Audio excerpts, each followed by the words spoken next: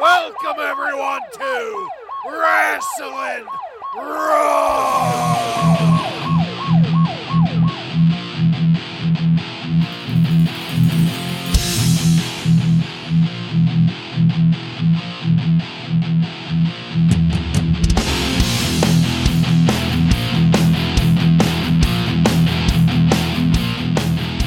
All right, you're listening to Wrestling Raw, the podcast that takes you back to when Monday Night Raw was uncut, uncooked, and uncensored. Thank you for joining us. You're here with Ryan Arico. Hey-o! Joe Gimateo. Here. I'm Jason Bartlett. That's no relation to Rob Bartlett that has been proven yet. And we're going to examine WWE history one episode of Raw at a time in the future. For the time being, though, we're going to be on part 2 of what we are calling Raw So Far. This is part 2 of 1993. And if you haven't listened to part 1 of 1993, please go back and do that now. We give a pretty good breakdown of why we're doing things the way that we're doing them and further discussion of the first half of 1993. So we're going to just dive straight into it for this episode. We're going to start in June of 93. The first Raw of June 1993 is Raw 20, airing on June 7th. And unfortunately, really not a whole lot going on. We had a discussion in the last episode here about wanting to bench our good guys going into pay-per-views. We don't want anybody getting hurt. There are a couple small notable things, though. Besides the debut of Diesel. You guys like Diesel, right? As in diesel fuel? Yeah. In Raw 20, Diesel debuts as the bodyguard for Shawn Michaels. Ryan, were you a fan of Diesel as a kid? You know, I wasn't. Although we do know he'll get better as he goes on. When Diesel starts out, he's really not that great. But I will give the guy credit. You know, as the years move on, he becomes a bigger and bigger star, and he does work on both his in-ring skills and his mic skills. So it's definitely notable that this is his debut because we're going to see a whole lot of Diesel moving forward. Yeah, I liked Diesel as a kid, for sure. And it seems like, obviously, he's unnamed at this point. He doesn't have the name Diesel yet. It's sort of a situation where Vince just wanted to bring this guy in just because of his somewhat unique look and just wanted to get him on TV right away. Like, they just brought him on. He didn't even have a name yet. Yeah, just enforcer. Yeah, whenever I remember while I was watching this as a kid, it was one of those weird situations where I didn't know quite what to think of the guy because he was big and he looked like a badass. And like Joe said, he was kind of unnamed and just like a mystery to the scene. I had never seen him anywhere before, but he's walking up in this damn windbreaker tracksuit thing. And like, I don't know, I was kind of put off, but, like we said, he does go on to do quite a bit here, so definitely notable.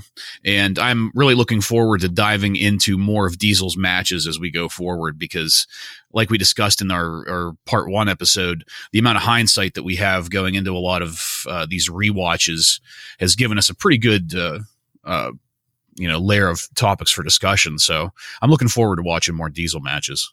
I do think that pairing him up with Shawn Michaels was a great idea too. I think it was a good pairing for sure. And of course, we have to mention he's going to have a long run in WCW as well after he leaves the WWF. What? Who? Diesel? I don't remember anybody named Diesel in WCW. Correct. The name will not follow him over to WCW. I don't recall anybody standing in the ring and glowering and stroking a gloved hand in WCW. Mr. Hughes? Which $5 on eBay, folks. Autographed pictures of Mr. Hughes. All right. So besides the debut of Diesel, the only other thing that I thought was a little bit interesting and entertaining about this episode of Raw was one of the interviews. Vince interviews Razor Ramon at ringside. And if you'll remember from part 1, we have this ongoing feud with Razor Ramon and the 1-2-3 Kid, where the 1-2-3 Kid has beaten Razor Ramon. Razor Ramon wants his rematch. He's offering to pay the Kid money for the rematch. And during this interview, Razor ups his offer to the 1-2-3 Kid to $7,500. So that's a lot of cash. Yeah, a lot of greenbacks for old, especially in '93. I'm sure if you would have interviewed the 1-2-3 kid at this time, he would have said something about it would be really nice to buy my mom a couch with that money. That would be one expensive ass couch. Only the finest leather for the 1-2-3 kids, mama. Anyway, he's partial to the periwinkle blue, and I hope that she would leave the plastic on it to keep it preserved. With the amount of oil that the kid has in his hair during some of these matches, I would think so. He'd be like a slip and slide at home. All right, so moving on past Raw 20 on June 7th, we get to King of the Ring 93, June 13th. As far as pay-per-views go, King of the Rings sometimes are letdowns, but in this particular King of the Ring, we have our other contender for Match of the Year, and we will get to that. But first, we'll just hit some of the high notes here. The big one probably being Yokozuna defeating Hulk Hogan to win the WWF Championship belt. Joe, why don't you start us off on that? Yeah, I mean, this was a very bizarre ending to this match with the photographer Flash distracting Hogan. I mean, it's just such a bad match. Just really not good. This is obviously when he's doing his Thunder in Paradise show. Fantastic show, by the way. Oh, yeah. And we want to make sure that we don't give him a clean loss, because that would be unheard of. Hulk Hogan having a clean loss. Yeah, and I don't know at this point. I don't know if he's 1 foot out the door at this point. Like, who knows? But this was just awful.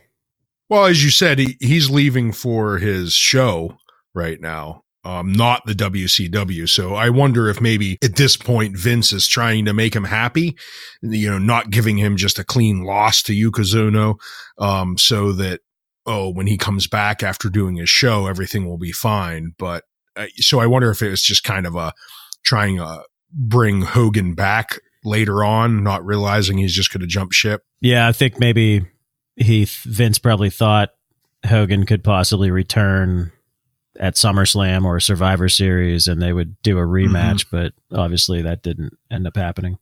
Yeah, and that kind of fits the MO that we've heard about Vince from the other podcasts that we listen to from industry insiders. It seems like, and I mean, there's always, shit talking going on somewhere sometimes, but it seems like for the most part, Vince was always pretty good about making exits, at least, as amicable as possible, because of the possibility for there always to be somebody coming back. And that bears out in history. There were always people leaving, coming back, leaving, coming back. Sid, every time softball was over. SummerSlam was not a good event for Sid. Yeah, that's softball season. Yeah. So, but yeah, I mean, that seems to fit. But, well, I should say it seems to fit as far as what we know about how Vince operates going up to this point. But in this particular case, it didn't quite work out that way, because this ends up being Hogan's last appearance in the WWF until 2002, when he'd return after the buyout. Not much else going on here as far as King of the Ring goes, with the exception of one of the best matches of 93, one of the top two that we picked out, a King of the Ring qualifying match.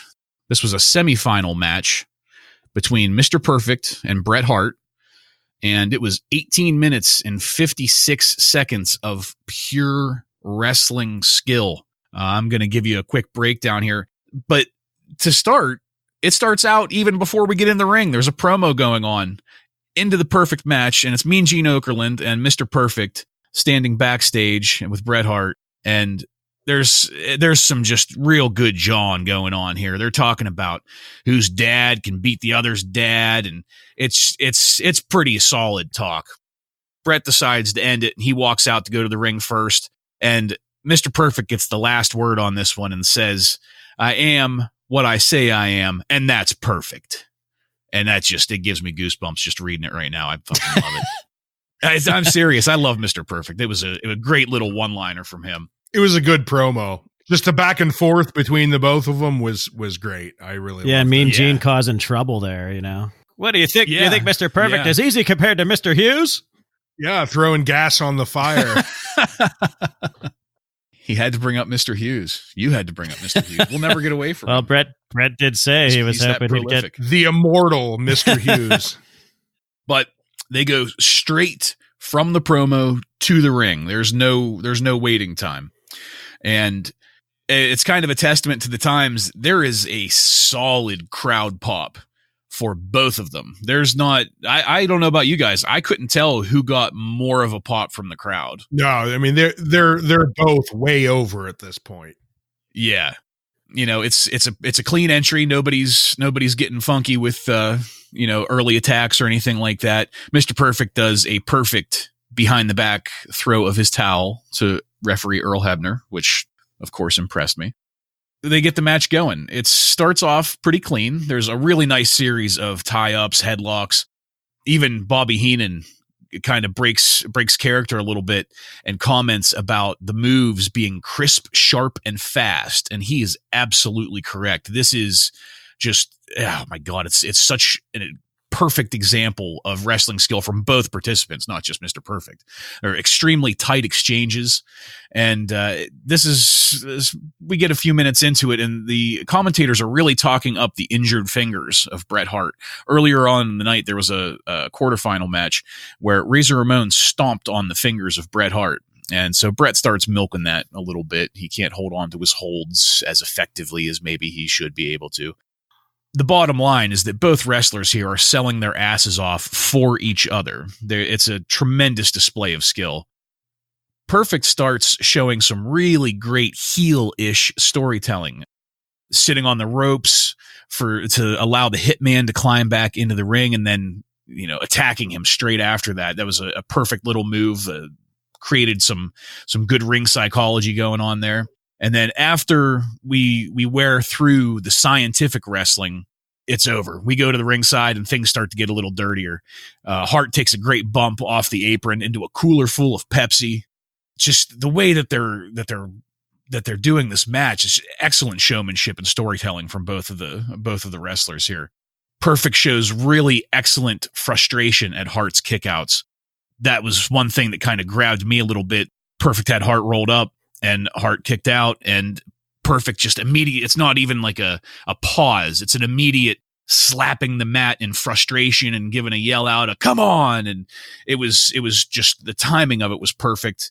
It was perfect. And they keep this going. There's excellent tension during all of the moves, all of the pins. And on top of all of this, we have glorious commentary from Jim Ross going on at ringside. Fantastic to listen to. Jim Ross is a play-by-play man. There's nobody better in the business as far as I'm concerned. And to have Jim Ross calling a Mr. Perfect Bret Hart match of this caliber, it's perfection all around. The drama here is really heightened by the honor of both of the wrestlers adhering to most of the rules, not all. Perfect is the heel here, or a little bit of a heel at least. He's more heelish than Bret Hart, we'll put it that way. And he does pull off a couple dirty tricks, but for the most part, you start to really see the honor of the wrestlers here. As the match goes on, both wrestlers are really starting to show their exhaustion and injuries. And it's telling because the knife edge chops in this match are especially sharp. They're making them sound really effective. In a big crowd like this, it's echoing throughout the hall that they're at. So in an amazing series, Perfect ends up resisting the sharpshooter that Bret Hart's trying to apply on him. Then Hart resists the Perfect Plex, and then in a standing suplex, they both go over the top rope and out of the ring. It was another one of those really tense and exciting moments in this match. They both crawl back into the ring, and there's a short back and forth of roll-up pins. Bret Hart gets a 3 count. Then after the loss, Perfect comes back into the ring. And I thought that the way that they were leading this match to end, I thought it was going to be, okay, this is where Perfect is going to really heel turn. He's going to go backstage, cut a promo, and like really get to shit talking here. But with the quickness of how it ends, Perfect makes it about halfway to backstage, and then he turns around, comes back to the ring, and I'm like, oh shit, we're not going to have it backstage. We're going to have this right here in the ring right now. He jaws at him a little bit, but then he shakes Bret Hart's hand, and after the match they had, like I said, 18 minutes and 56 seconds of beating the shit out of each other and pulling off every great move that they could. He shakes his hand, and I don't know. It was touching to me. I thought it was a great end to a great match, and that whimsical part of me imagines that this is maybe like a secret nod to each other, like, thank you for putting me over so well. Thank you for having a great match. Not just the respect that they're showing each other in the ring as part of the storyline, but the real reason behind that being thanks for doing a good job and helping me get through this. What's pretty funny, and not just funny, but really telling, is how extremely worked up Macho Man was during this entire match. The entire match, Macho Man Randy Savage is at ringside just going ape shit about everything they're doing, about all of the moves, about the technicality of the wrestling. And he absolutely should be going ape shit because of all the people there that can really truly appreciate what's going on. It's somebody like him. He was a fantastic wrestler, and he knows what he just saw. As far as matches go, this and the Mr. Perfect Ric Flair Loser Leaves Town match from part 1 that we talked about, there were no two better matches in all of 1993. Joe, why don't you get us started talking and discussing this match? Yeah, I think you hit on a lot of points that I was going to make. And out of the two matches, I'm going to go ahead and say this is my favorite out of those two that we discussed. They're both great matches, Flair versus Perfect, and then this Perfect versus Hart. But I really like this one a lot better. I think it's safe to say that these two are probably the best storytellers in the ring at this time. 1 and 2. Take either one at 1 or 2. I think they're the best right now at this time. And it's interesting that they're both baby faces, but as you mentioned, Jason, Perfect is working heel in this match and just does it to perfection. Pun intended. Yeah. Perfect. I mean, it's just the commentary, like you said, even Bobby Heenan is putting them over big time. I didn't love the ending with the reversal of the inside cradle. I mean, I like that they both went for their finish, didn't hit it. I love how Perfect countered the sharpshooter by going after the fingers, like you mentioned. I thought that was a great counter to the sharpshooter because, normally you would just see like a slap in the face or a punch in the face or something like that. But he went for the fingers, which I thought was good. Oddly enough, this is, I think, I could be wrong on this, but this is Mr. Perfect's second to last pay-per-view match maybe ever. He had some back problems that kept him out of action after SummerSlam, but I'm interested to know if I have that right. But anyway, this is just great. Like I said, you hit a lot of the points that I was going to make, but that's pretty much all I have to say about it. And I do like this one the best out of the two. As you both mentioned, this is clearly like it's a masterclass in storytelling. Both of these guys, they just come out and the way that they just lay this plot out, they don't have to say a single word. You know exactly what's going on. You both mentioned again, about Mr. Perfect playing the heel in this. And it just really tells just how great these two were. Like they get in the ring, they realize, yes, we're both over, we're both faces, but to really make this match pop, someone has to be a heel. So Mr. Perfect says, hey, it's going to be me. And he's doing it all. He's extra leverage on the rope, dirty low blows. I mean, he's doing it all to try and make the crowd get behind Bret Hart and make him the heel. And it was just so great to watch this happen. And then to watch them just so cleanly wrap it up at the end. He's still playing the heel. Looks like he's pissed off about the match. He's hollering at the ref. And then, of course, he ends up just shaking his hand at the end. So we just wrap it all up and make a nice happy ending where they both leave as a face. That was pretty great to watch. And not to mention the wrestling between the two. They're both at the top of their game at this point. Everything about this match is fun to watch. However, The one part I will probably differ with Joe on is I'm going to go with the Mr. Perfect Flair match as my favorite, solely because of the finish. We had this great match, like almost a 20-minute match, and then it gets ended just kind of cheaply with this quick reversal, 1, 2, 3, and boom, it's over. So I felt a little bit cheated at the end.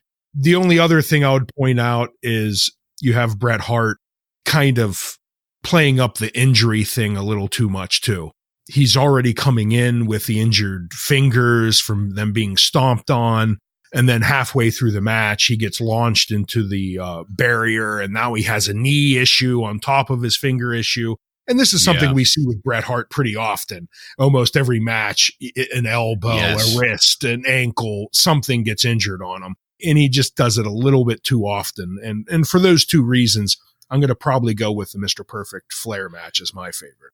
Yeah, and we've talked about this in private before, but I'm looking forward to kind of quasi-documenting it here in the podcast. The amount of times that a key element of Bret Hart's storytelling is the injury and the comeback from the injury.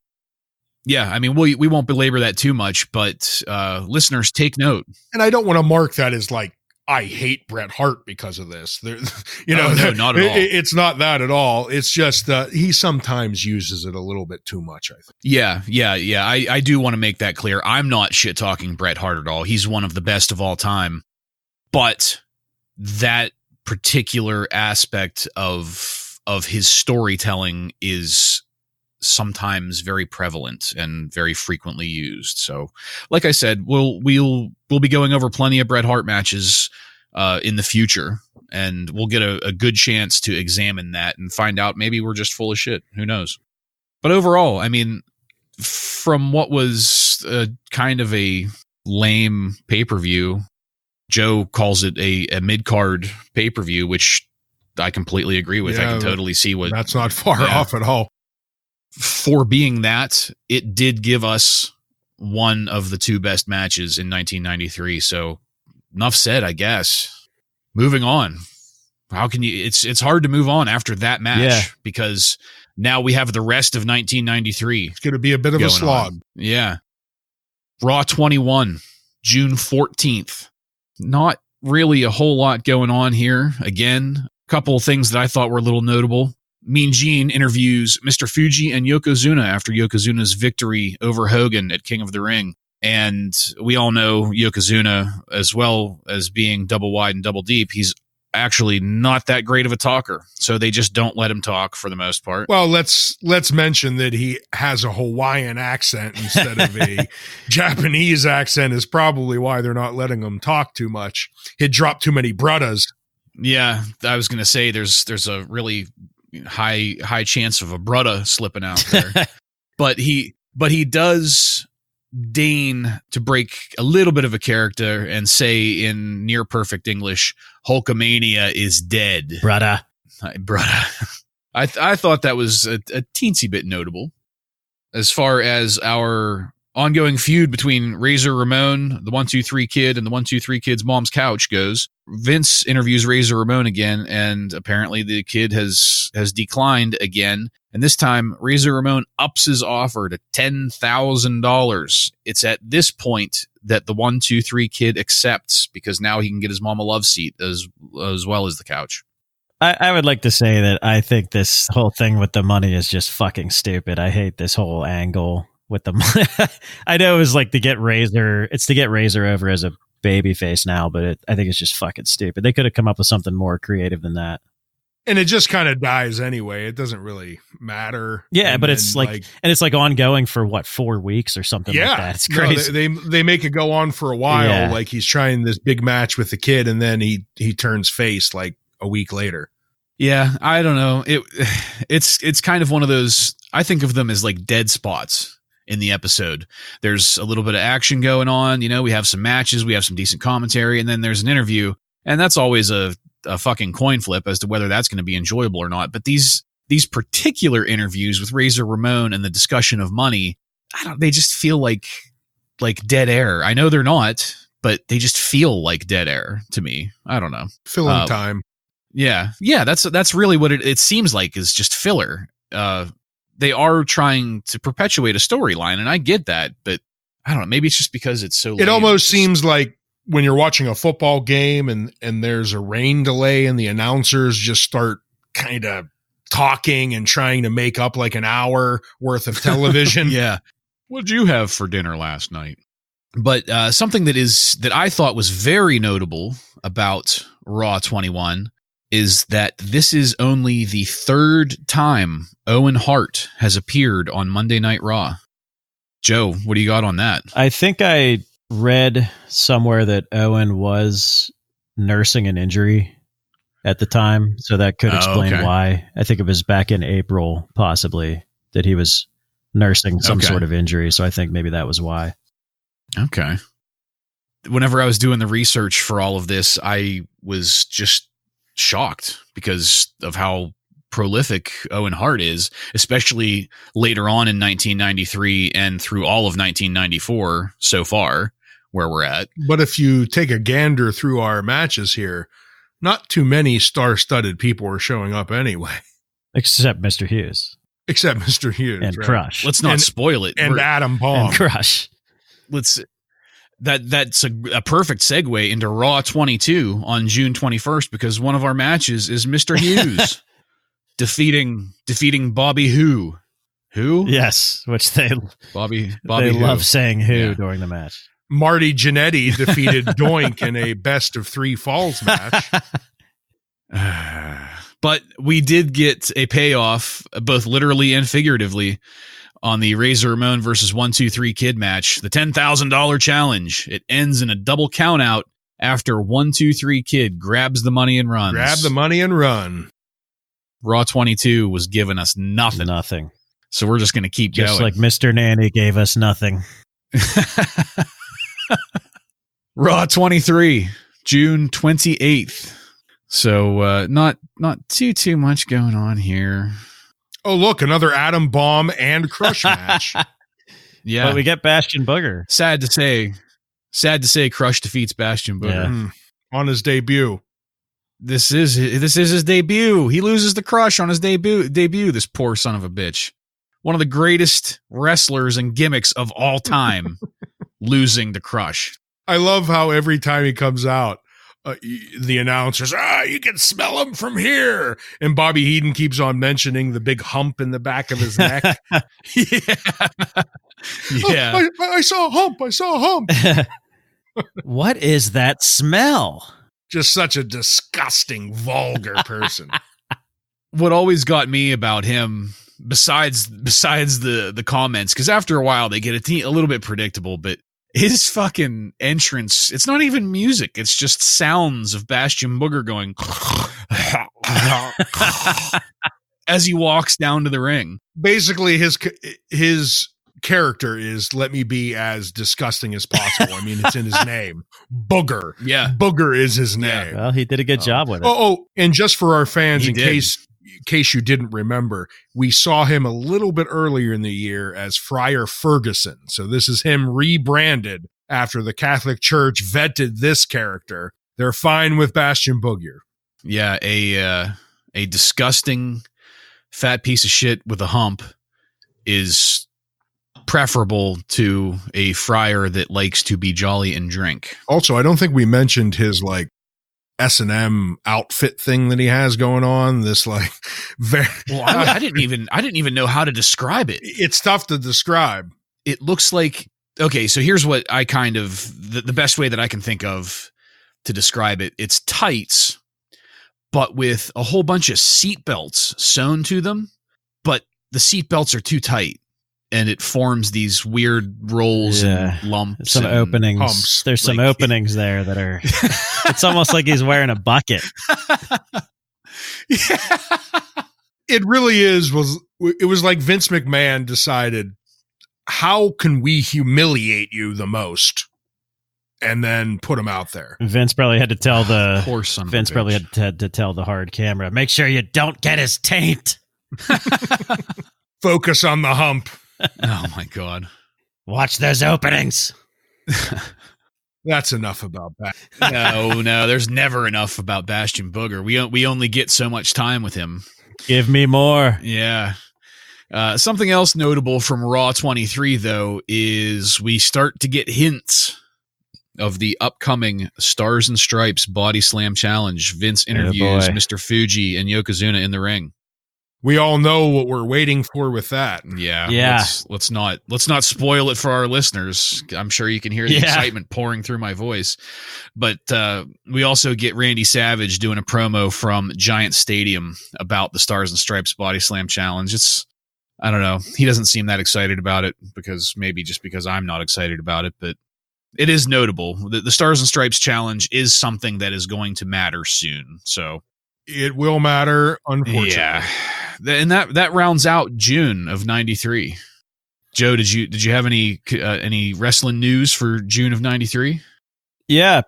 Probably the biggest news is that all of our favorite movie, Mr. Nanny, was set to premiere in June in the U.S. So we know what a big hit that was. As I mentioned before, the steroid trial is a big deal right now. Vince McMahon actually resigned as president of Titan Sports and transferred all control to Linda McMahon at this time. And obviously the speculation is because of the investigations. A little bit of a CYA move there. I think we mentioned that Shawn Michaels regained the IC belt from Marty Jannetty at a house show because Marty Jannetty sucks. Gives a fuck? Yeah, and at this time, go ahead. I was just going to say, make your Marty Jannetty comment. It's we might as well just never even acknowledge that Marty Jannetty was ever the IC champ. It was horrible because Marty Jannetty was horrible, and yeah. And obviously, as we mentioned with the Stars and Stripes Challenge, this is when we start to see there's rumblings of Hogan officially leaving, and he pulled out of all house shows and SummerSlam due to the Thunder in Paradise show. And surprisingly, it was just ripping up the ratings. Surprisingly enough, Jimmy Hart and Brutus Beefcake also pulled out of those events. Huh? I know that's hard to believe. Brutus, the Mega Maniacs, they're falling apart. Yeah. So another interesting thing that I read was that David Heath, as we will later know as Gangrel, David Heath has been given tryouts and is expected to take on a vampire gimmick. So this was happening. Yeah, this was happening that early. Obviously they maybe stopped it and went back to it later because we know that he didn't do that. Later on, they must have felt they had more time to fill with a 2-hour show. Yeah, so let's get a vampire out there. Does he sparkle? Oh, God. Another important thing, I guess, was that the tag titles changed hands twice at house shows to try to boost attendance at these shows. Money Inc. and then the Steiners went back and forth a couple times. That just kind of screams lameness to me. Yeah, it is. We talked about last episode about the sad state of the tag team. Yeah, these two were the strongest tag teams at the time, so I guess they decided to do that with these two. So that's all I have. As much as I pop a chub over IRS, that whole thing was just not good. Him and DiBiase as a tag team, I didn't enjoy it. I think he's much better as a solo wrestler, but that's just me. Anyway. They did fit together well, though. Their gimmicks were complementary. Yeah, but I don't know. I always thought it was a little weird because why the fuck would somebody that is rolling in cash be friends with the tax man? To me, it almost seemed like kind of fitting. It's like a dirty tax man and a dirty businessman. You know what I mean? Like they could work in conjunction together. Maybe. I don't know. It is what it is. It was a weak tag team is what it was. So we'll move it right along here to July of 1993. We start July with Raw 24. This is airing on July 5th. We've got a Mr. Perfect match in there. He defeats a jobber named Brian Costello. So we're on the Mr. Perfect countdown to where he's no longer a wrestler. There's quite a few jobber matches. Yeah. But hold on to your butts, guys. This is the first time we see a Men on a Mission promo. Whoop, there it is. It's styled like a rap video, and it is horrible. So just, let that one sink in. Men on a Mission. We got Oscar rapping for us. It is horrible, but I have to say it's probably the best thing that they did. Yeah. This video. Yeah, keep him out of the ring. Just keep making rap videos. I don't know. The whole thing with okay, Oscar, whatever, but Mabel and Mo, they didn't look like, they had them like in the back, like, so Oscar's in the foreground doing his rap thing, and then they're in the background doing the bob and weave and like dancing along and all that stuff. They didn't fit with it at all. I don't know. It was horrible. I mean, it was clearly just the Vince and the WWF trying to like feel cool and with it. You know what I mean? It was just, it almost seemed so embarrassing with them trying to seem cool that it was just like, come on, what are you guys trying to do here? Yeah, they could have found some better people to fill that role. New Jack. Well, you look at guys like in the other company, like Harlem Heat. Those guys had some charisma to them. Mabel was not the answer. No, not at all. No. Poor Mo. Neither was King Mabel. We never really got to know Mo. No. We know Larry and Curly. No Mo. Yeah, he was just there. And then he wasn't. Like anytime that before he ends up getting sidelined with an injury later on, Men on a Mission matches, it was just the announcers talking about how fucking large Mabel is. And well, don't forget Oscar. Yeah, they do talk about Oscar almost as much as they talk about how fat Mabel is. We never get anything Not about fat, Mo. Enormous. Yeah, intimidating. Rotund. Look at the big man. Well, honestly, who gives a shit about Mo? So doesn't matter. Yeah, I don't know. I would have liked to have known a little bit more. Maybe I would have a different opinion on the whole thing if they had balanced out their interest. But we'll never know. You wanted to see a big program of Mabel turning heel on Mo. Yes, and then Mo beating the piss out of him. That would have been great. But Mabel wouldn't have sell it at all, so we wouldn't know. We wouldn't know about Mo. Whoop, there it is. But anyway, the bigger highlight from this Raw is we get a clip show and highlights of the body slam competition, the Stars and Stripes Challenge aboard the USS Intrepid. Many try and fail, but Lex Luger, in a complete gimmick about face, is now a baby face and is literally helicoptered in as the new American savior. It was one of the most disgusting fucking things I've ever watched in my entire life. I hated it. I hate it to this day. I hated it back then. I hate it fucking now. He manages to barely, and this is after Yoko runs the gamut. I mean, there were NFL football players there. There were professional hockey players there. There were other wrestlers there. Nobody can body slam Yokozuna. But God damn it, if you fly Lex Luger in on a helicopter, he's going to pick him up and body slam him, despite everybody else failing. Oh yeah, failures include both Rick and Scott Steiner, Tatanka, Bob Backlund, Crush, and the Macho Man Randy Savage. Crush didn't do it? Crush couldn't do it either. Ryan, you had something noted here about the move about Lex Luger. It was a hip toss. It was not a body slam. I agree with Bobby Heenan. I love that he pointed that out as the heel announcer immediately. It was a hip toss. It was a hip toss because it was. It was not a body slam. It was a fucking hip toss. Plus, I also loved Vince McMahon's one sentence about Lex Luger's turn. As he's coming out of the helicopter, he says, Lex Luger used to love himself. Now he loves the USA. Because it's that fucking simple. That's the turn. From the narcissist to made in the USA, Lex Luger. Oh my God. I can't stand it. Yeah. One of your favorites, I know. Well, I mean, it was just shoving it down our throats. They did, but not for very long, as we will find out. It's just a short-lived push. Yeah, but just I don't know, the complete about face of it. Like there wasn't any kind of storytelling to lead to it. It's just now he's here. First he's one thing and now he's another. And I don't know if they just didn't know what the fuck they were doing, if they were scrambling to get a new American hero after Hogan jumped ship or what. Yeah. But it almost seems like they're just trying to attack Hogan by saying, well, guess what? We're going to get this other guy to do the same thing and be just as successful. But obviously, like I've said before, Lex Luger is not, we've talked bad about Hogan just because Hogan was terrible in 1993, but obviously the 10 years before that, Hogan was a huge star. Yeah. And for 10 years, not 10 weeks like Lex Luger was here. So it just long weeks.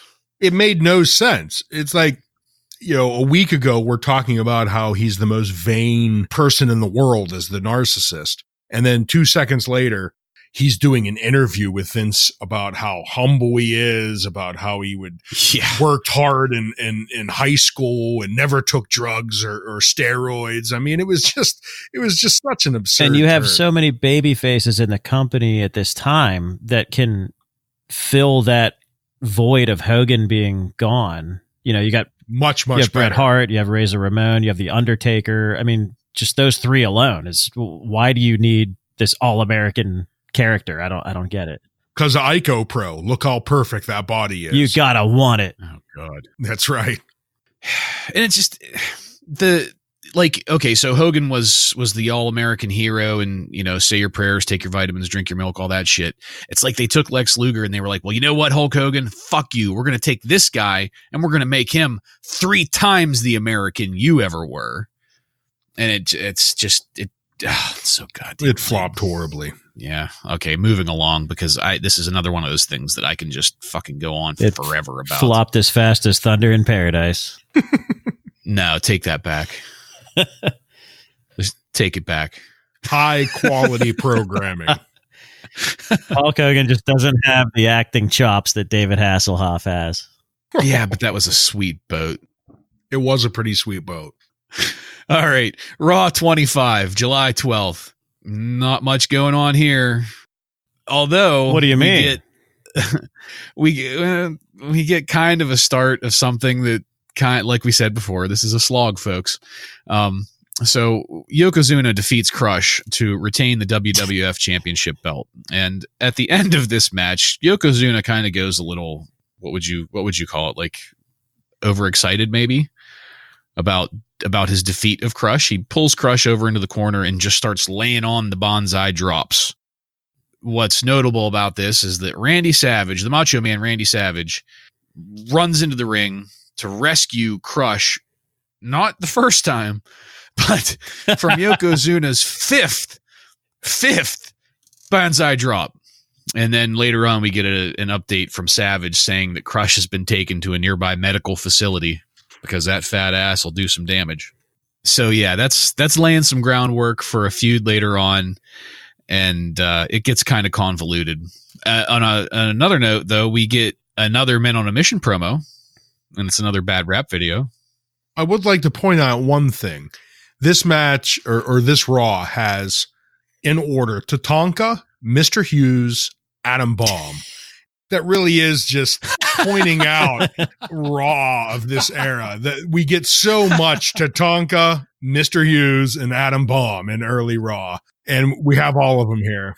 When I was a kid, I loved Tatanka. He was one of my favorites. He's not so much now. Like I tolerate I'm not him gonna lie. I loved Tatanka when I was young too. But going back and rewatching him now, I was like, I was a moron. Clearly. Yeah. I don't know. That whole gimmick thing. Just whatever.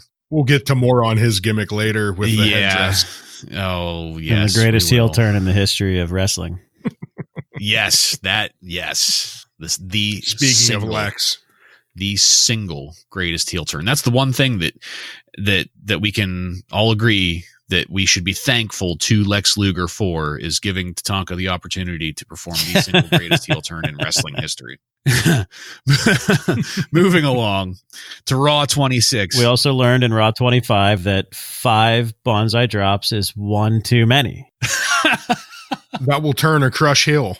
That's what it takes to destroy the apparently rock solid friendship between Crush and Randy Savage that we never knew about until right now. Right. Because we never heard about it or saw it. Anyway, Raw 26, July 19th. Starts off with a great match. Surprisingly enough, involving Marty Jannetty. Shawn Michaels with Diesel at ringside defeats Marty Jannetty to retain the WWF Intercontinental belt. Ryan, why don't you give us just a teeny bit of talk about this?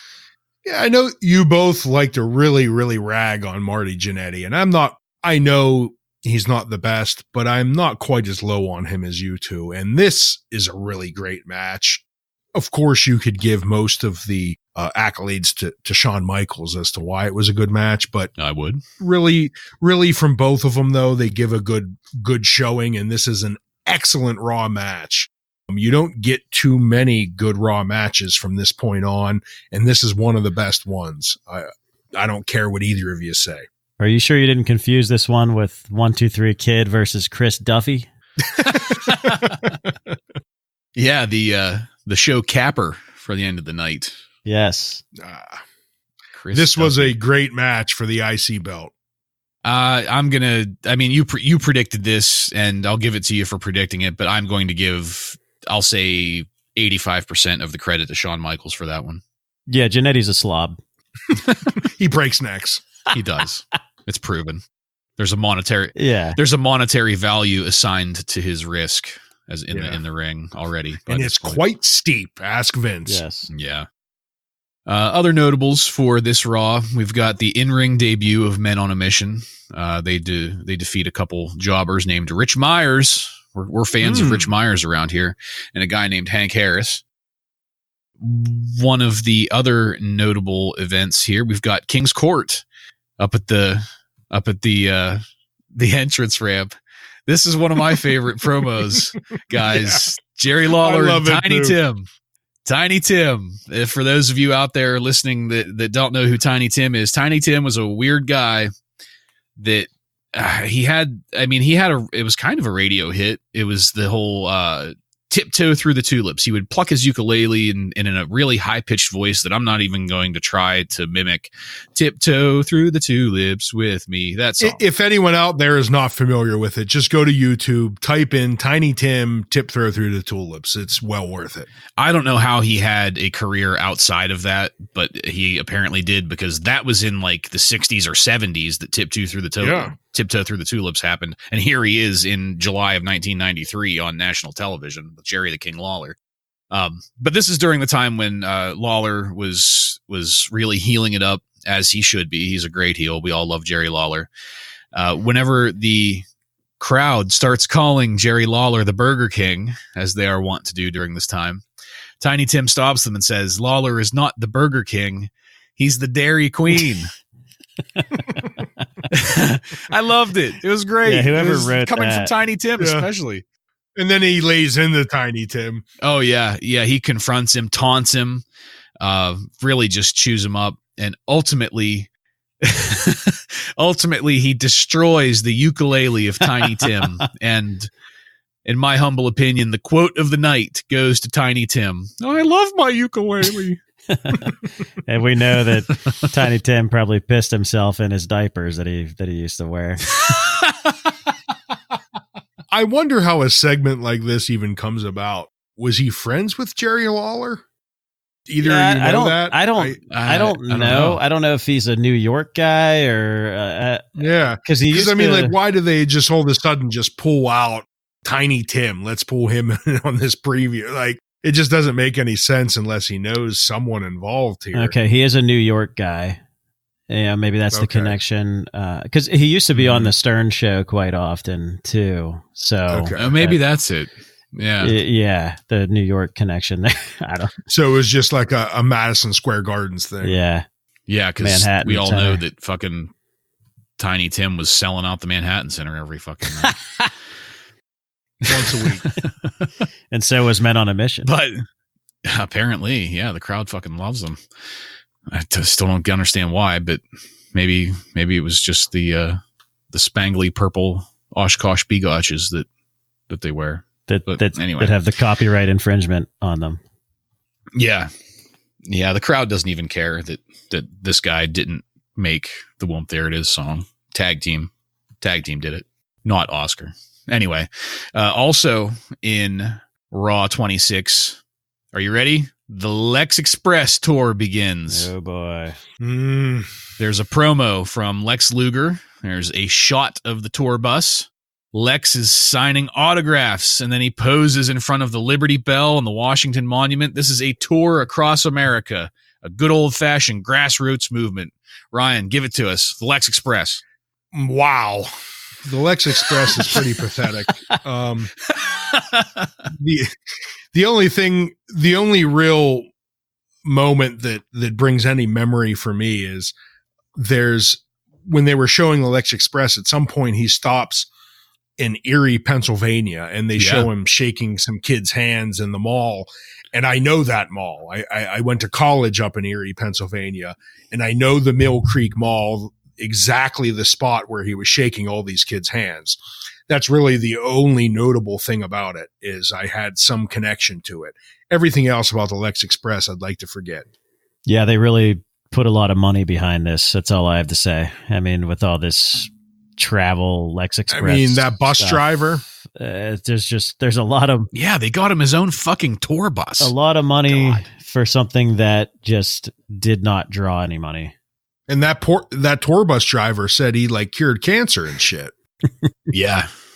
The tour bus driver's cancer, as a matter of fact, by the looks of him. And some kids. Yeah. And magic of Lex Luger's sweat. But could he repair a ukulele?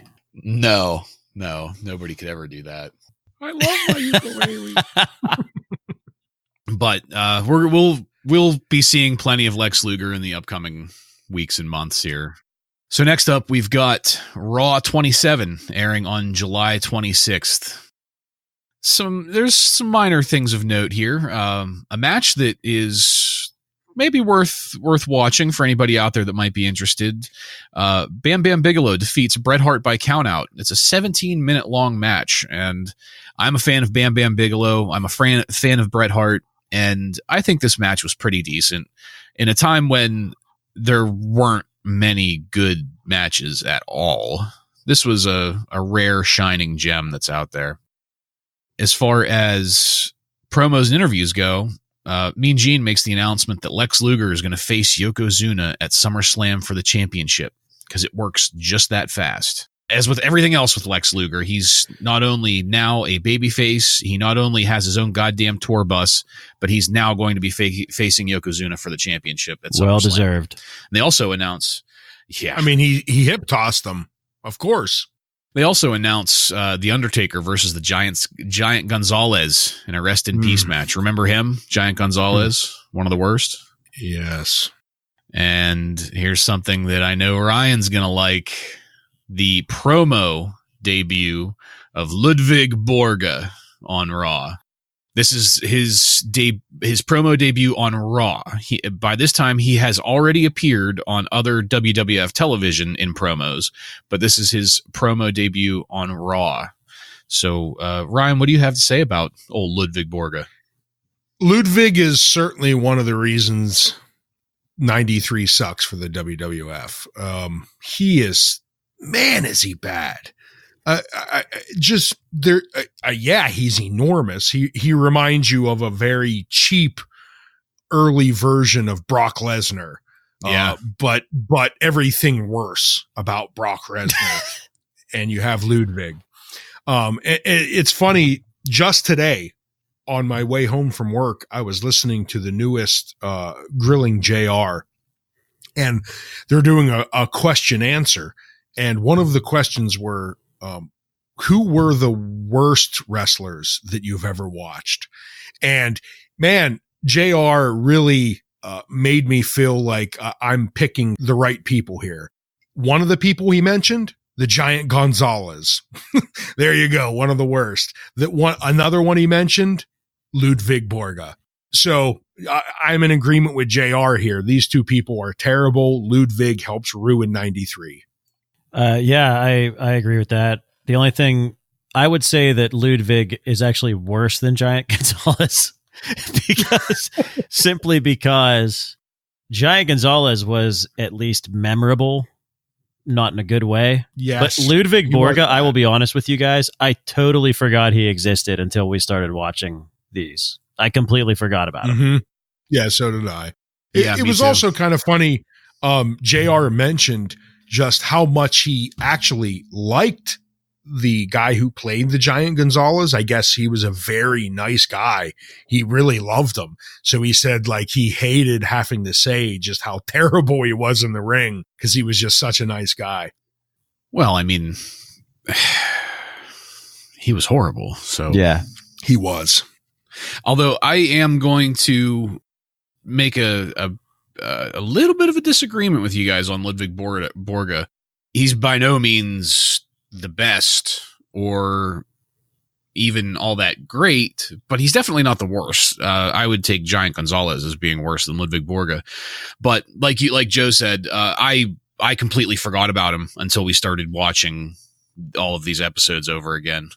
That's fine. I've noted right here, Jason Bartlett, huge Ludwig Borga fan. It's noted. Yeah, good. There needs to be a record of that because I'm probably the only one in America. Well, you and Rob Bartlett, maybe. That's still not proven. So I think that Ludwig Borga had the look, and he was Finnish, right? From Helsinki, the Hellraiser from Helsinki's Finland, Mm-hmm. right? He, for being a non-English speaker, well, or at least in English as a second language speaker, he wasn't all that bad on the mic. Wow, you're really putting him over. Okay. His wrestling was shit. But I mean, so this is, we've got the foreign fanatics about to happen, and there's a lot of focus, especially with that fucking tool, Lex Luger, being the American, made in the USA Lex Luger. They really played up the whole USA versus the rest of the world angle with a lot of the storylines at this point in time. And of the people that wind up being the foreign fanatics, let's go over them real quick. There's Yokozuna, horrible. Crush is in there for some goddamn reason, horrible. There's Ludwig Borga, horrible. Well, better than Crush and Yokozuna, in my opinion. Who else was there? There was one other person, right? Yeah, we'll eventually get to it, but of the people that were in the foreign fanatics, I think I dare say that Ludwig was one of the better ones. And that's really all I'll give him. I'm not going to spend too much energy defending that dumb son of a bitch. So needless to say, you're very excited waiting for the Lex Luger, Ludwig Borga fights because of how big of a fan you are of both of them. Yeah, like it's to the point where I think I might have to take a Xanax here in a minute. That's how excited I am. I can tell. But what's even more exciting about this particular Raw is that we have Vince in the first of a series of interviews / vignettes interviewing Lex Luger to put over what I would like to coin as the anti-narcissist, because I hate the whole American gimmick. And to me, this is not Lex Luger made in the USA. This is Lex Luger, the anti-narcissist. And we get clips from the Lex Express tour. It's a thing now. We're going to be talking about the Lex Express tour for the next however weeks. We're all in. Yeah. The anti-narcissist. But that's going to round out July for us. Joe, do you have any notable news for July of 93? Yeah, at this time, Hogan officially leaves WWF, and it's not on good terms. He made comments saying that he doesn't like where the company is going, but doesn't really offer any further details on that. Sherry Martel actually gave notice that she would be leaving at this time, but she actually ended up getting fired after that. This actually explains, we didn't discuss it, but that explains the pairing of Luna with Bam Bam, since the feud between Sherry and Luna is over at this time. We have some house shows featuring some new faces, one of them being Bartlett's favorite wrestler, Ludwig Borga, and the other is the Quebecers are starting to get some house show action at this time. So sad. Jobber Rich Myers a favorite We've heard that name a jobber. couple. He is the son of George the Animal Steel.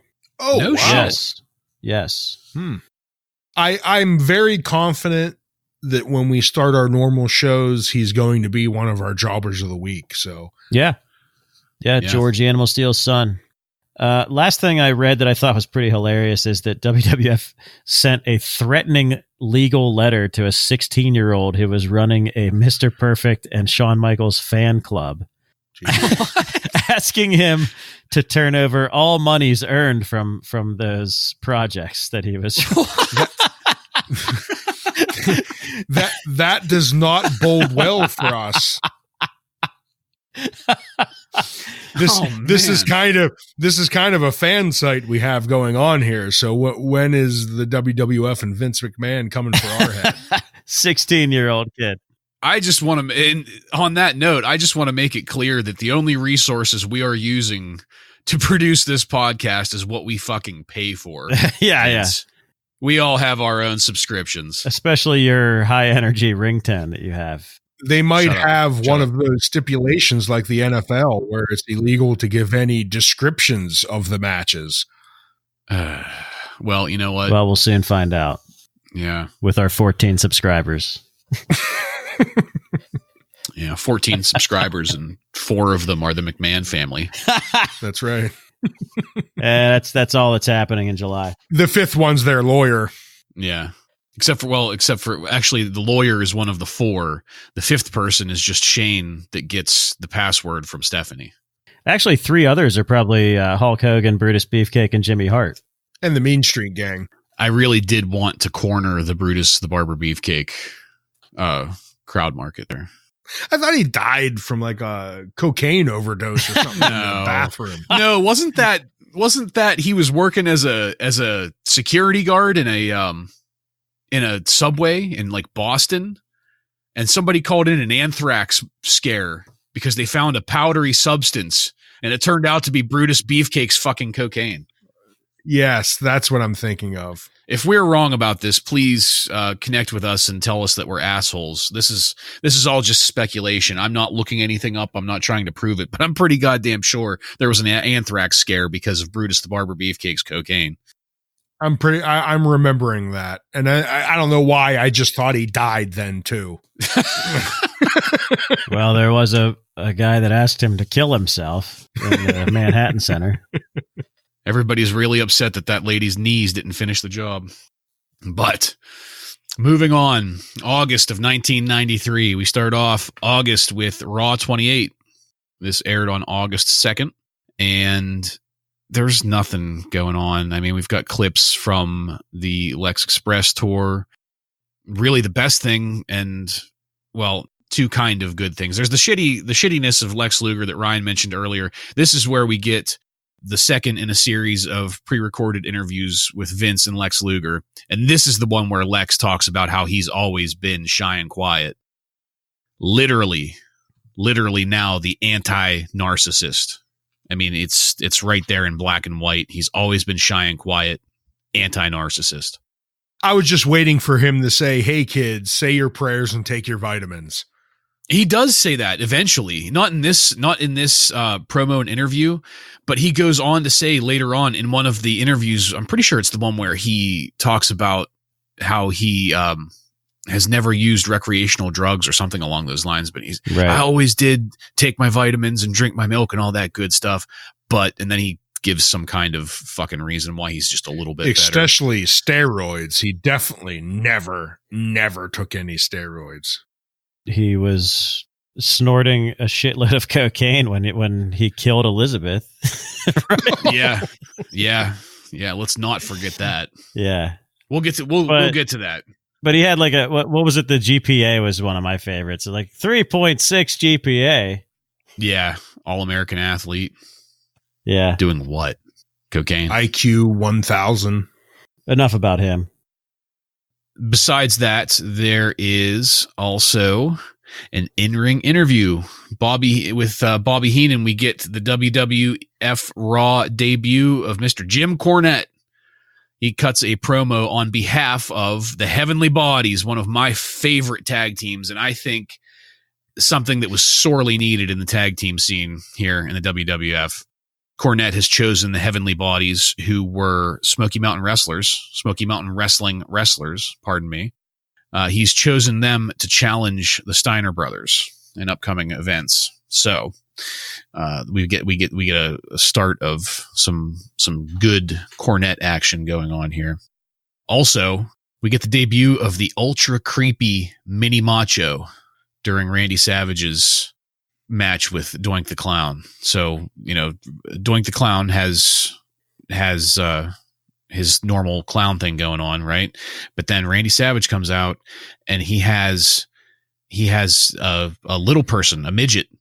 They call him at various times Mini Macho, the Macho Midget, and it is creepy as hell. Oh, disturbing. Yes. That mask that Mini Macho is wearing, it's like the definition of Uncanny Valley. It's just so goddamn creepy. Mini Macho, by the way, Macho Midget is Dink with a mask, by the way. That was Dink? It is Dink. Yeah. Okay. Well, we're still a couple months away from Doink receiving Dink for Christmas. Yes. That mask is just something else. It really is. I mean, yeah. Every time I see that footage, like my dreams are just haunted for about a week or two.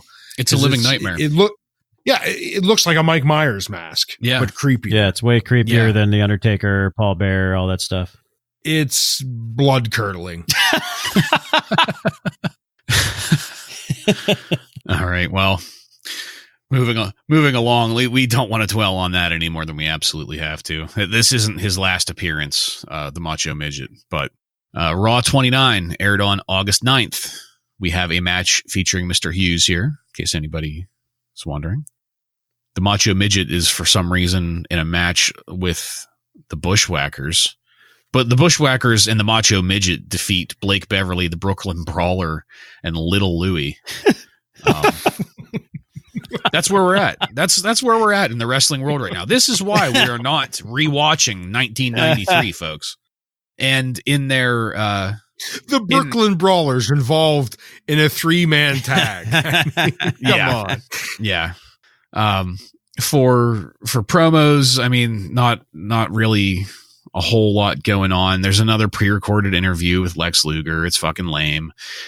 We do get a contract signing ceremony between Lex Luger and Yokozuna for SummerSlam.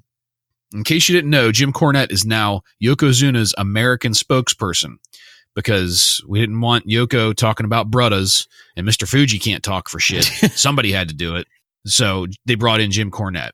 And Cornette states that he's added a clause to the contract. This is going to be important later on in 1994. So keep it in mind, kids.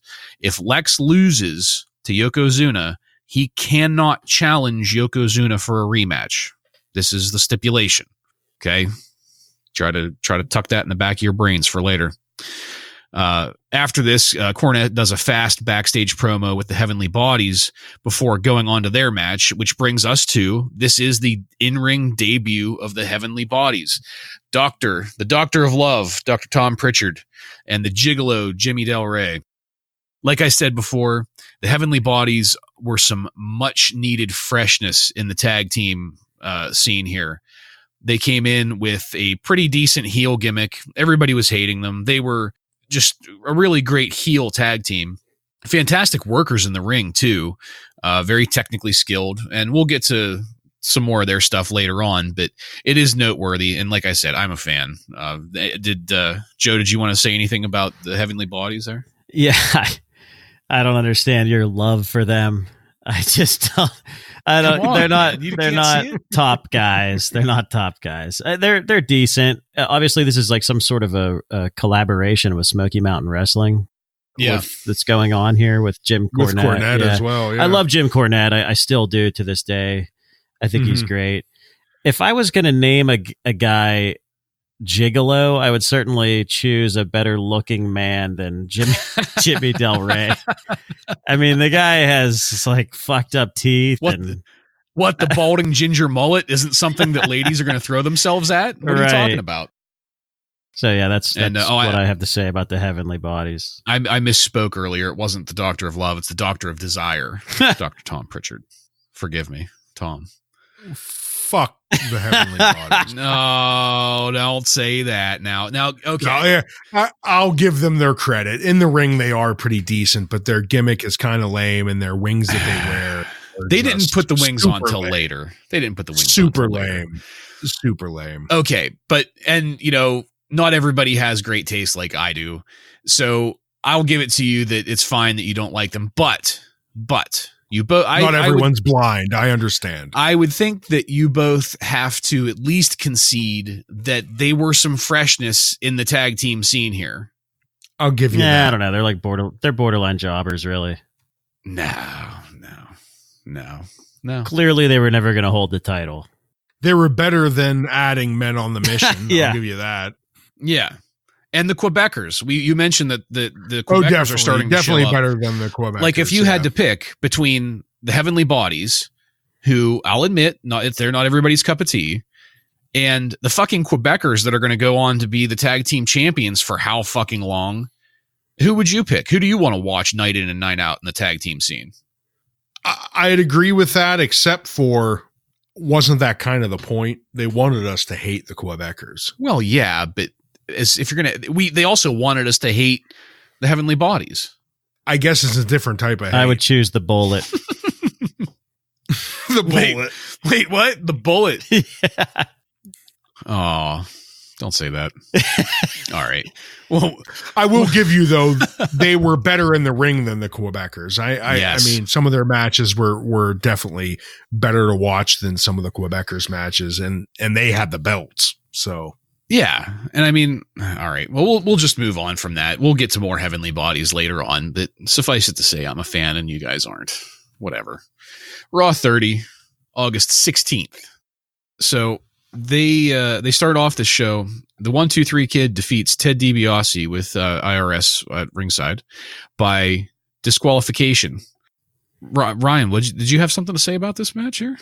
Well, not exactly the match, but right before it, they show a preview from WWF Wrestling Challenge. It was from 2 weeks earlier. And in that, they show a match where the 1-2-3 Kid beats Ted DiBiase with the help of Razor Ramon.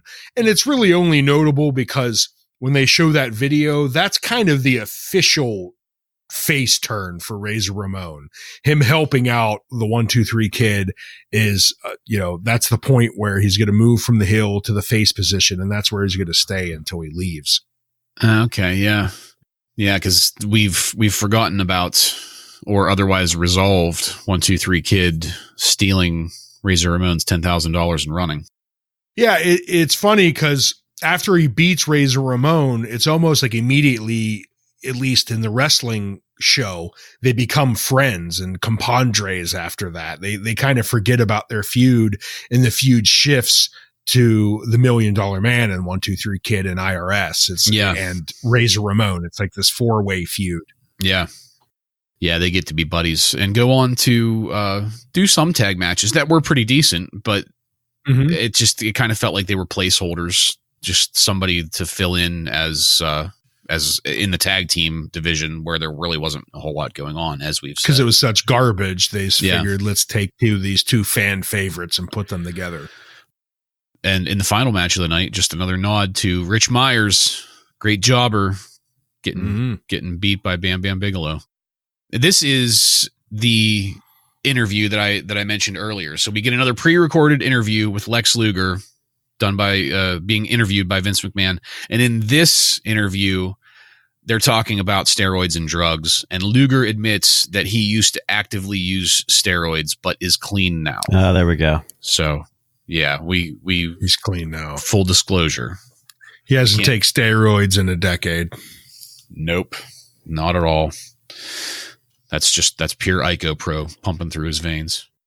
And just as a notable happening, this episode of Raw ends with that creepy fucking macho midget and a gaggle of the Raw girls doing like a Benny Hill thing going on, chasing the ladies around the ring. I'm sure they were terrified. And this is our Raw going into SummerSlam 93. There's been almost nothing of note besides this ridiculous Lex Luger bullshit. There's been almost nothing of note leading us up to SummerSlam 93. And there's nothing to note in SummerSlam 93. Yeah. We have one of Mr. Perfect's, if not his this is his final pay-per-view match. Shawn Michaels with Diesel defeats Mr. Perfect to retain the WWF Intercontinental Belt by countout. Countout on a SummerSlam pay-per-view. We're gonna have a shitty countout. 2 shitty pay-per-view WWF title matches in a row. You get Hogan with the photographer flash non-clean finish, and now you get a count out here. It's just, they're just ripping people off. Yeah. Look at this lineup. The second to last match, Ludwig Borga versus Marty Jannetty. That's the second to last match for SummerSlam. Man. And another Undertaker Giant Gonzalez match, because that went over so well. Because the first one wasn't bad enough. Yeah, well, the Ludwig Borga match was the fourth to last match. The last match, second to last match, was Tatanka and the Smoking Guns defeating Bam Bam Bigelow and the Head Shrinkers, which is every bit as enraging as Ludwig Borga defeating Marty Jannetty. Although, it's nice seeing Marty Jannetty get beat, but I mean, Tatanka, not by Ludwig Borga. It's a steaming pile of shit. Nothing notable in this pay-per-view. It's so bad. Even the final match ends by countout. Yeah. Yeah. Come on. Lex Luger defeats Yokozuna by countout, and because it is by countout, Yokozuna retains the WWF Championship. Garbage. Steaming pile of shit. The only thing, and again, I'm a fan, the only thing that I would consider worth watching in this entire SummerSlam is the tag team match. The Steiner brothers defeat the Heavenly Bodies to retain the WWF Tag Team Championship belts. So it's not even good enough to warrant involved discussion, but it was a decent match from 2 decent tag teams. So I'll throw that one out there. Well, and you have another match, Shawn Michaels versus Mr. Perfect. 2 great workers, but the count out finish is just stupid. Not to mention there really wasn't much lead up to this match either. So other than destroying the Fink's car. Right. I mean, they threw it together, these 2 greats, but leading up to the match, it was like the fans didn't even, why is this match even happening? So you know what? Just to kind of cap it for our listeners, I'll just real quick read over these matches so that people see what we're talking about here. And this is in order of how the matches happened. Razor Ramon defeats Ted DiBiase. Okay. Steiner Brothers defeat the Heavenly Bodies to retain the tag team belts. Okay, great. Shawn Michaels defeats Mr. Perfect by count out. Then we got IRS defeating the 1-2-3 Kid. Next, we have 2 great technical wrestlers. Bret Hart defeats Doink by disqualification. Jerry Lawler defeats Bret Hart by disqualification. Then we've got the idiot match, Ludwig Borga and Marty Jannetty. And then Undertaker defeating Giant Gonzalez in a rest in peace match. Who the fuck wants to watch Giant Gonzalez? Then after that, Tatanka and the Smoking Guns defeat Bam Bam Bigelow and the Head Shrinkers, which, I mean, that's more of like a blow to morale than anything, because if I'm a fan of Bam Bam Bigelow, and the Head Shrinkers were okay as far as tag teams during this time go. But it seems like a Raw match. It seems like something that should be on Raw. If I had paid for this, I would have been pissed off. Well, I mean, back then, the $30 or whatever it was. If I would have pirated it from my black box, I would have been extremely upset. And then the capper. The finale, Lex Luger defeats Yokozuna by countout. Like, after all of the build up and the goddamn Lex Express, and just like, why not after all that gushing over it and putting all that money into it, why not just put the title on him? I don't understand. Yeah, that's the part I don't get. You're doing all of this. Why not just put the title on Lex and see what happens? I mean, the only thing I can think of is that maybe he was hopeful that Hogan would eventually come back. I don't know. I don't know. But then just have Hogan beat Lex Luger, right? Right. Oh my God. The amount of America oozing out of the ring at that point. I don't know what the hell would happen.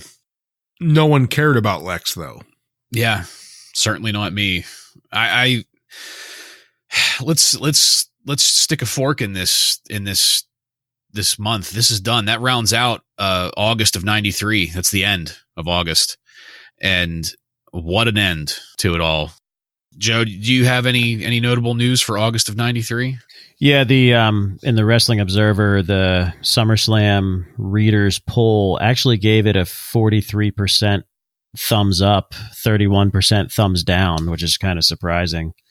The best match was voted as the Steiners versus Heavenly Bodies.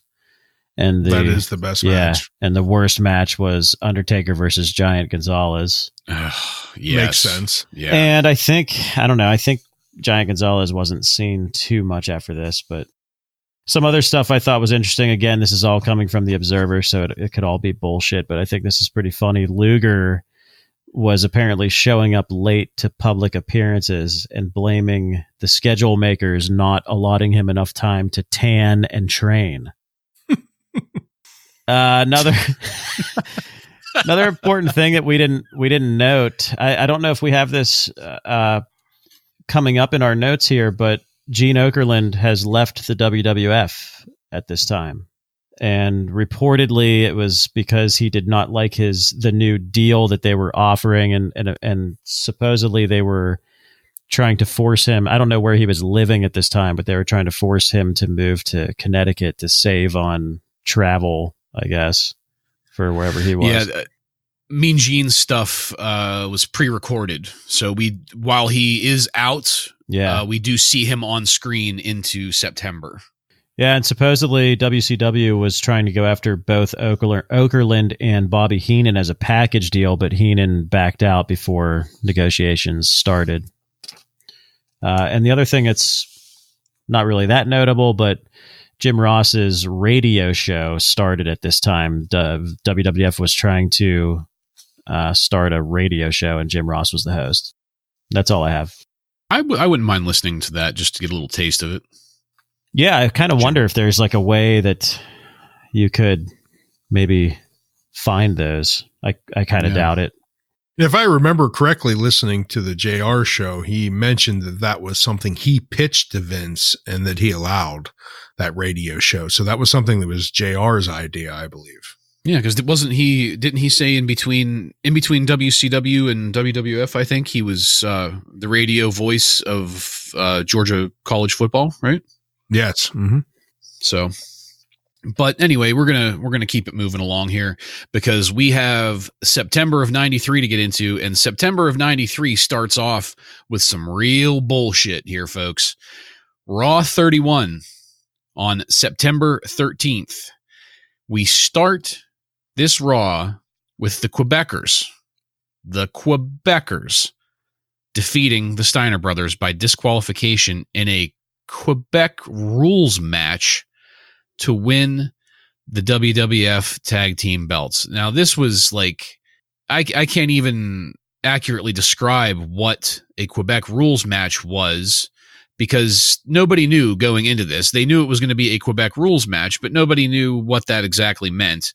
If I'm remembering off the top of my head correctly, you couldn't use moves off of the top rope. The highest you could go would be the second rope, which was stupid. There were a couple other weird little things like that, but the biggest of all of the little rules that define a Quebec rules match was that if you win by disqualification, ordinarily the belt would be retained by the person losing by DQ. But in this case, because it's Quebec rules, the Quebecers win the belts, even though they are winning by disqualification, and become the WWF Tag Team Champions. Just bullshit. Like it pissed me off so much. Ryan, you had some notes about this real quick. It was just so disgusting. I mean, you take one of the great tag teams like the Steiner brothers, and then you have them not only just lose to a shitty, terrible tag team like the Quebecers, you make them lose in this ugly fashion where it's not even the real rules. It's this Quebecer rules. And then they just lose the title. Do they even get a rematch at this? I don't think they do. Nope. Like they lose and then that's it. We take the belts off of the best tag team in the WWF at the time. And we're only in September 93 and the Steiner brothers aren't going to leave until mid 94. But from this point on, this is pretty much it. We don't get too much more of them together except with a couple jobber matches. And then we get some singles action out of the both of them. And then they're gone. It's so depressing that we have such a great tag team in the WWF. They lose it to such a shitty team like the Quebecers. And they just kind of do nothing for the next couple months until they finally push them out and leave. It's just so sad. I don't hate the Quebecers. They are not good, but I don't hate. I sort of take a Bartlett with Ludwig Borga stance on them. They were able to generate a lot of heat as heels, and I like Johnny Polo with them. Yeah, but I'll give you Johnny. But there was nothing. There was no build up to this. These guys just appear out of nowhere, and they beat the Steiners for the belt. I don't understand why. It's very confusing, and the long run that they went on was just, oh my god, it was awful. Yeah, they kept the belts forever, right? And it should be clearly noted here that this is the Raw debut of the Quebecers. It's not like they had been there kind of lingering in the background and, all of a sudden they're the champs. This is their debut, and they debut defeating the Steiner brothers in this bullshit match. Back whenever I was a kid, this was kind of one of those like weird whatever moments that, there must have been something I missed. I didn't quite get it. And hey man, whatever, the Quebecers are the champs now. But as an adult going back and watching this, it feels like it's an insult. I don't know if it's an insult to me or if it's an insult to the Steiner brothers, but it feels like an insult. Yeah, I think it's an insult to the Steiners. I think there was some problems. There must have been some problems backstage with them. Maybe they wanted more money that they weren't getting. From what I understand, Vince really wanted to push the Steiners to separate. They really wanted them to start going into singles action. And the Steiners really weren't interested in that. They wanted to stay as tag team. So I guess from what I understand, that was part of the rift between them and Vince and part of why this happened, but it just doesn't make sense. Which is funny because part of the reason why they left WCW was because they wanted to do the same thing. And it didn't go well, obviously, because they left to go to WWF. WCW at the time wanted Scott to turn heel and have them separate, but they didn't want to do it. Mm-hmm. It's really tragic because, like we've said before, the Steiner brothers are a great tag team and one of the better things about 1993. And to have this happen to them, it leaves kind of a bad taste in your mouth. Speaking of bad tastes in your mouth, we get a phone call from Crush in Hawaii to give an update on his injuries after the Yoko match back in July. For those of you who are keeping score, back in July, Yoko beat Crush, dragged him into the corner, and laid 4 Banzai drops on him before Macho Man Randy Savage could pull Crush out of the ring before getting the 5th. While they're talking to Crush on the phone and Crush is giving us his update, Macho encourages Crush, but then the phone call mysteriously disconnects. Ryan, what do you think about that? No, I mean, one, we're including Crush again here, and now he's going to make a heel turn over, I guess, because Macho Man didn't stop Yokozuna quick enough from crushing Crush. So now Crush is going to be evil. He's going to be mad, and he's going to have some face paint. Yeah, he shows up with a Mirror Universe black goatee, and it's just fucking insanity in the ring. But moving on, it's we kind of move on from that because that's the whole Macho Man Crush thing. Just Move on, brother. Yeah, not brudda. even Macho Man could make him look good. No, No one. no, No one. And that's the saddest thing about all of this is that they use Macho Man to perpetuate this heel turn, and he can't. As awesome as the Macho Man is, he can't even make Crush interesting. It's just, yeah, it's part of just what really was a really tragic Raw all around. Raw 31, September 13th. Just, it's Shakespearean in the levels of tragedy that are happening here, but in a very real way. Moving on to Raw 32, airing on September 20th. There's not a whole lot going on here, as usual. Ludwig Borga promo, giving a pretty decent heel promo, talking dirty about America. Bobby Heenan interviews Johnny Polo and the Quebecers backstage, and this is where we officially get the word that they will not be giving the Steiners a rematch, but they'll give one to another team, just not the Steiners. The biggest item of note for Raw 32 is a jobber. We've briefly talked about him before. PJ Walker, also known as Aldo Montoya, also known as Just Incredible. But back then, he was just a plain old jobber by the name of PJ Walker, defeats IRS. And it's like, we've got it noted here. What's notable about this? PJ Walker doesn't lose for once. Pretty incredible. Joe, get us started on this one. Yeah, I got to tell you, I don't really remember too much of this match. I feel like I need to go back and watch it, but you know, when I think about IRS, I think he's overrated. Anyway, it's a fitting person for PJ Walker to defeat. You know, it's sad.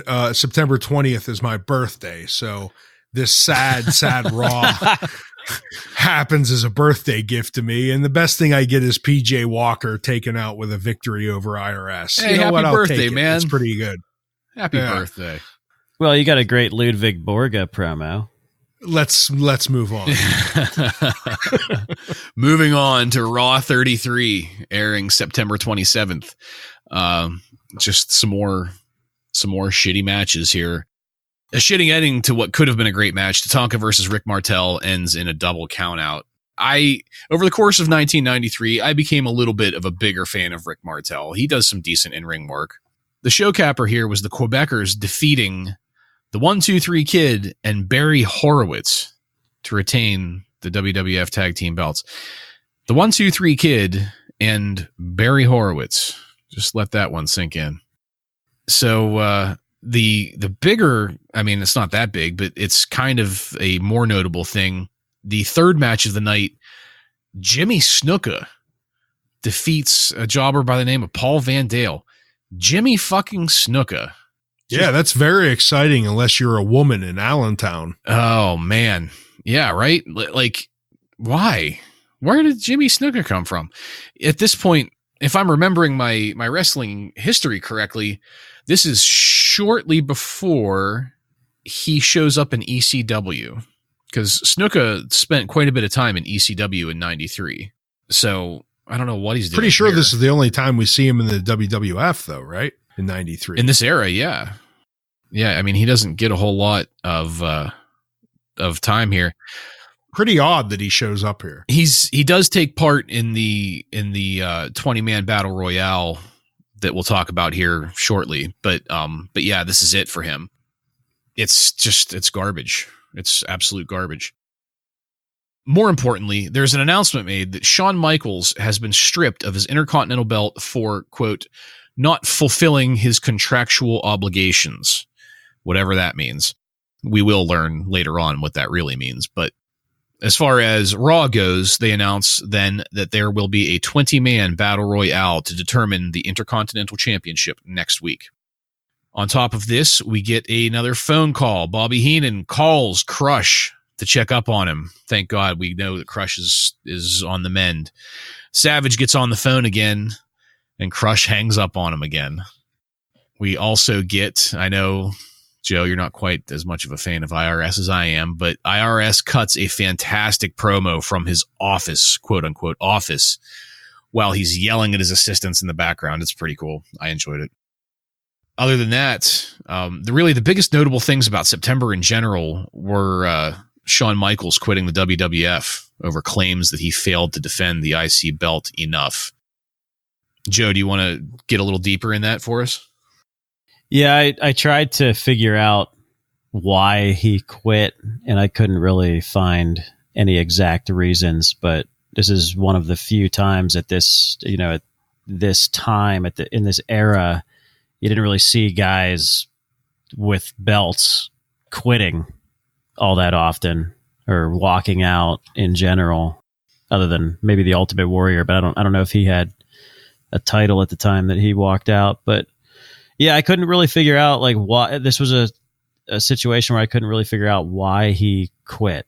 I could only assume this is kind of taking place during his quote unquote personal issues that Shawn Michaels famously has on and off throughout his run in WWF. So I know he had some alcohol and drug problems at some point too. Probably one of them is the only thing I can think of. Yeah, I've heard a couple different things relating to this. Of course, the official reason, WWF president Jack Tunney states that he's failed to defend the Intercontinental belt enough, and that's that is what it is.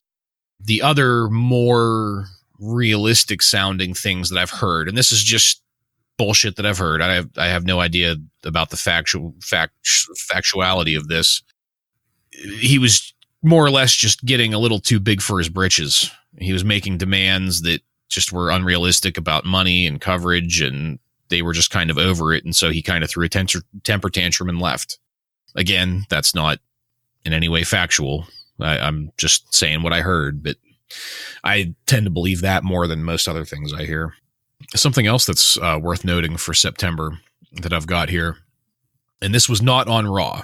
So just to be clear, Vince goes on camera, breaks kayfabe, and clearly denies steroid accusations. This was a pre-recorded segment in a studio setting, and he went on to promise fans that, quote, the WWF can be counted on for clean, wholesome entertainment, end quote. Puppies! Oh, I can't wait to get to the puppies. Choppy, your peepee. Wholesome family entertainment. Yes, beating a man with a prosthetic arm. And also in September, we mentioned this earlier, but during the month of September, that's when Mean Gene Okerlund makes his final WWF appearance during his 83 to 93 run. And let's just all take a moment to appreciate Mean Gene Okerlund. Absolutely fantastic. I mean, the crisp, clear, dulcet tones of his speaking were just perfect for what he did. He's going to be sorely missed. Yeah. Yeah. Obviously, we know Todd Pettengill takes over, and that's awful. But I don't know. Part of me thinks that maybe Gene Okerlund is another Hulk Hogan stooge. He left. He obviously escalated his career by riding the coattails of Hogan, early in the 80s there, and he happens to leave shortly after Hogan leaves. I don't know. Not to talk shit on Mean Gene, but it's just kind of ironic. Go ahead. Kick the dead corpse.